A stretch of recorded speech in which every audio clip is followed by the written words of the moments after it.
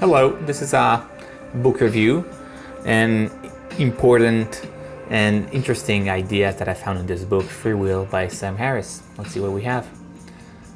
The first one is, we are not the source of our thoughts. So he thinks that thoughts are just arising in our to our conscious, and we are not the source, which I totally agree. I do have a side note. So do we have control when we do notice a thought? So it does not directly answer that question. So do we have control, or what to do with the thought when we do get when we wouldn't rise to our conscious, or how do you call this? But that's besides.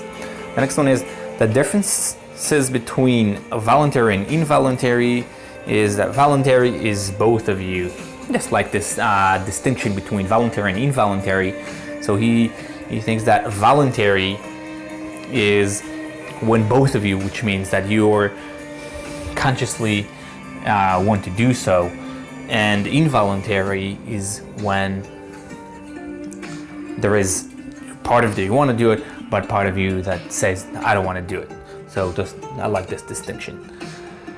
The next one is, you do not choose what will be the next thought in your consciousness. So that's go along with this one. So we are not the source of our thoughts. So we also do not have any control or choosing what will be next in our consciousness.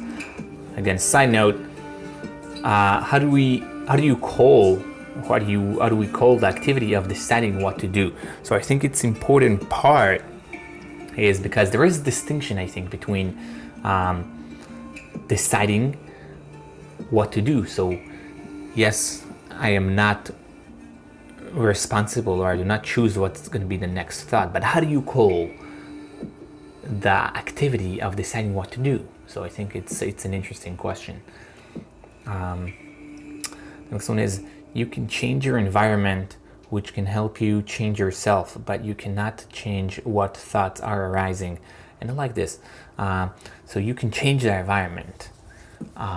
So this is the way of you to change a little bit. So that's kind of so you can change the environment. You do have, I don't know, control. It's not necessarily that you chose it, but you do have some kind of control over your environment, which eventually can change what thoughts are arising, but you not necessarily have control on what thoughts will arise. So that's kind of an interesting relation. Next one is, mindfulness help you know when you get pulled by strings. So that's the play of mindfulness in here. So it helps you to notice when those thoughts are arising and when you get pulled by them.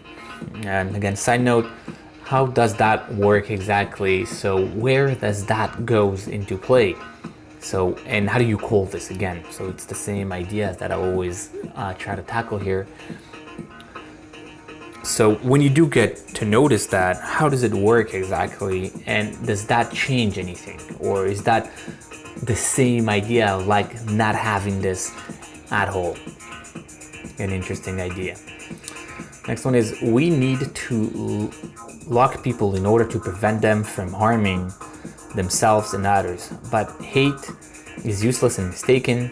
The psychopath did not choose his brain. So I find it really, really interesting and it's a good. I like this idea that we still need to lock people from bad behavior. Yes, because we want to prevent them from harming themselves and other people again, but the act of hating, so we don't need to hate. So the hate is useless, and there is no reason to use hate, because he did not, the psychopath or whatever criminal is, he did not choose it.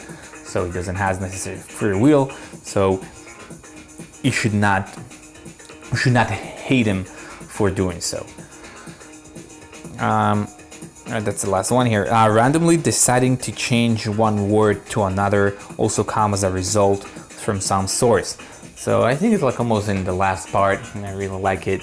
So when you say to people or that there is no free will, they will like, let's say, yeah, but I can choose. And see, right now I could say that, but it didn't say that.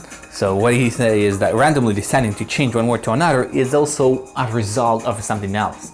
So why did you choose this and not this? Or why did you choose this word and not another word?